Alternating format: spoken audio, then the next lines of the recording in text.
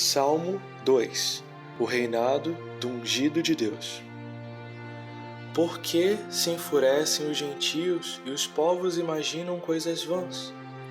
Os reis da terra se levantam e os príncipes conspiram contra o Senhor e contra o seu ungido, dizendo: rompamos os seus laços e sacudamos de nós as suas algemas. Ri-se aquele que habita nos céus. O Senhor zomba deles. Na sua ira, a seu tempo, lhes há de falar, e no seu furor os confundirá. Eu, porém, constituí o meu rei sobre o meu santo monte Sião. Proclamarei o decreto do Senhor. Ele me disse: Tu és meu filho, eu hoje te gerei. Pede-me, e eu te darei as nações por herança, e as extremidades da terra por tua possessão. Com vara de ferro as regerás, e as despedaçarás como um vaso de oleiro. Agora, pois, ó reis, sede prudentes. Deixai-vos advertir, juízes da terra. Servi ao Senhor com temor, e alegrai-vos nele com tremor. Beijai o filho, para que se não irrite, e não pereçais no caminho, porque dentro em pouco se lhe inflamará a ira. Bem-aventurados todos os que nele se refugiam. O Salmo 2 foi composto por Davi, fato que é corroborado em Atos 4, verso 25. Escrito provavelmente no fim de sua vida, quando Salomão foi coroado rei. Ao passo que o Salmo 1 apresenta os dois caminhos, do justo e dos ímpios, este salmo explicita os dois caminhos das nações. Além disso, este salmo é messiânico de forma indireta e, portanto, assim deve ser interpretado. Logo, vamos analisar verso por verso para termos uma compreensão mais completa do Salmo 2. No verso 1, podemos ler o seguinte: Por que se enfurecem os gentios e os povos imaginam coisas vãs? Neste trecho, é expressa uma perplexidade diante da insensatez de se rejeitar o governo de Deus. O termo hebraico para imaginam é traduzido no verso 2 de Salmo 1 como medita. Assim, enquanto o justo medita na lei divina, as nações ímpias meditam em como se rebelar contra Deus.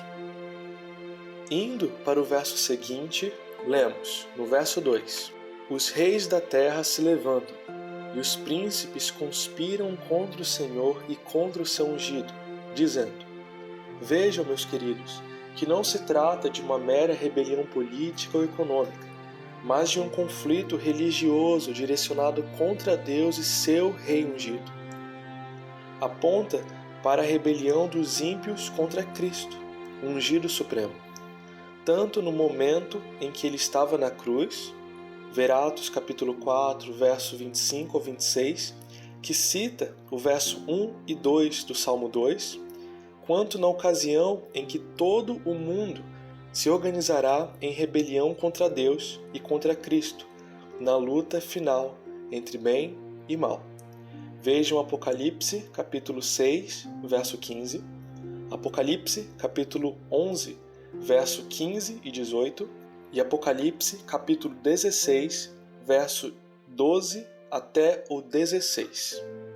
Sendo que este último, Apocalipse 16, verso 12 ao 16, eu irei ler a seguir. O sexto flagelo. Derramou o sexto a sua taça sobre o grande rio Eufrates, cujas águas secaram para que se preparasse o caminho dos reis que vem do lado do nascimento do sol. Então, vi sair da boca do dragão, da boca da besta e da boca do falso profeta 3 espíritos imundos, semelhantes a rãs. Porque eles são espíritos de demônios, operadores de sinais, e se dirigem aos reis do mundo inteiro, com o fim de ajuntá-los para a peleja do grande dia do Deus Todo-Poderoso. Eis que venho como vem um ladrão.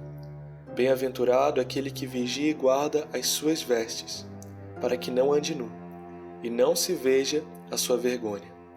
Então os ajuntaram no lugar que em hebraico se chama Armagedon. Continuando nossos estudos, o verso 3 diz o seguinte: rompamos os seus laços e sacudamos de nós as suas algemas. Reparem que as nações súditas de Davi desejavam romper com o governo de Deus e com o seu representante, Davi. Assim, da mesma forma, os ímpios, no fim dos tempos, desejarão se libertar da aliança com o Messias e da obediência à sua lei. No verso 4, lemos o seguinte: ri-se aquele que habita nos céus, o Senhor zomba deles. O termo ri-se é um claro destaque à insensatez das nações ao pensarem que podem desafiar a autoridade divina. Continuando, o verso 5 diz o seguinte: na sua ira, a seu tempo, lhes há de falar e no seu furor os confundirá. O termo a seu tempo mostra que Deus não permanecerá inativo para sempre. O furor, a ira de Deus, não é um mero afastamento passivo em desapontamento amoroso, mas uma emoção muito real, a repugnância divina contra o mal, que resulta em ação contra os ímpios que desafiam abertamente o Todo-Poderoso e se opõem a Ele. Deus é amor e também justiça. No verso 6 é dito: eu, porém, constituí o meu rei sobre o meu santo monte Sião. O hebraico enfatiza o eu. É o próprio Senhor quem age, embora as nações possam não reconhecer este fato.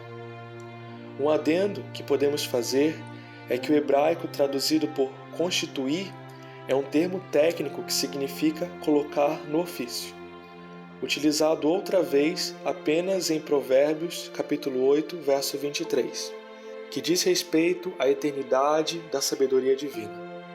Assim, torna-se evidente que o verso 6 refere-se à nomeação do novo rei davídico.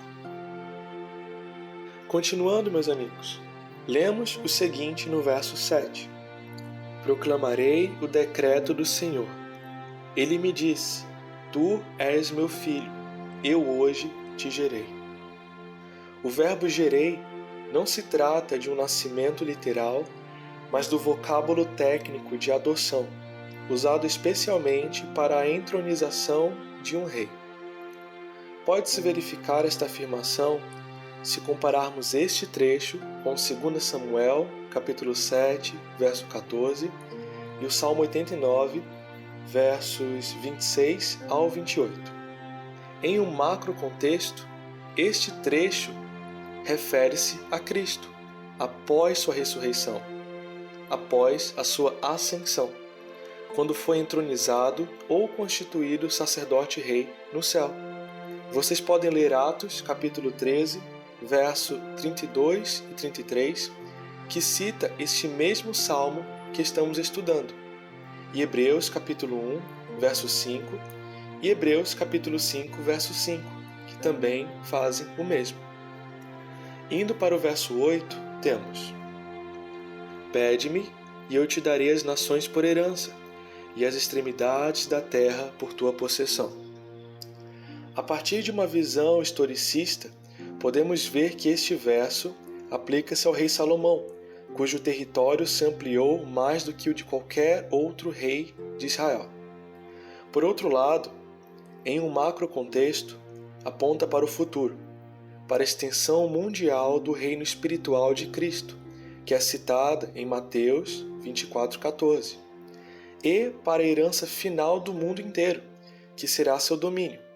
Podemos verificar isso em Isaías, capítulo 9, versos 6 e 7, Isaías, capítulo 49, verso 23, Daniel, capítulo 7, verso 13 e 14, e Zacarias, capítulo 9, verso 9 e 10.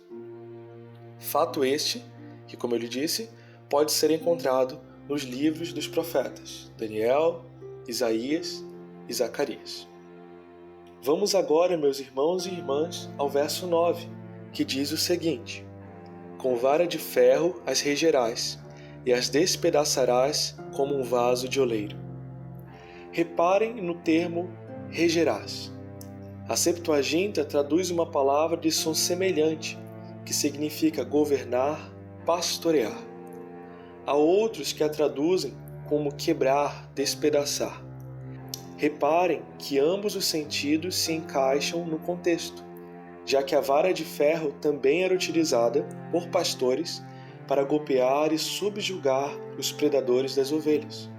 Indo agora para o trecho as despedaçarás, como um vaso de oleiro, vemos que ele sugere uma destruição total e irreparável. Para mais detalhes, leia o capítulo 19 do profeta Jeremias.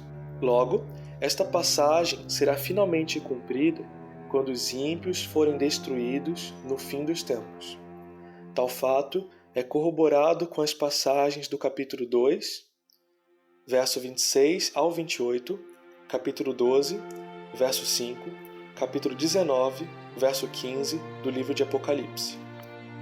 Nos versos 10 e 11, lemos o seguinte: Agora, pois, ó reis, sede prudentes, deixai-vos advertir, juízes da terra. Servi ao Senhor com temor, alegrai-vos nele com tremor. Há aqui uma advertência repleta de graça aos líderes das nações rebeldes, para que aceitem o reinado messiânico antes que seja tarde demais. No futuro, uma mensagem de advertência e esperança para os descrentes aceitar o Messias antes do fechamento da porta da graça. Além disto, o trecho "Alegrai-vos nele com tremor" mostra a essência da adoração equilibrada, a alegria e a reverência. No último verso, o verso 12, podemos ler: Beijai o filho para que se não irrite, e não pereçais no caminho, porque dentro em pouco se lhe inflamará a ira. Bem-aventurados todos os que nele se refugiam. Reparem que o termo filho se refere ao próprio Cristo, e o ato de beijá-lo denota um ato de homenagem e até mesmo adoração. Sugiro que os amigos e amigas que estão vendo este vídeo comparem a passagem atual com 1 Samuel, capítulo 10, verso 1, Jó, capítulo 31, verso 27 e Oséias, capítulo 13, verso 2. O termo filho vem do aramaico bar, que em outras passagens das Escrituras sempre se refere ao filho de um rei ou nobre. Neste versículo não há o artigo definido, como seria de se esperar.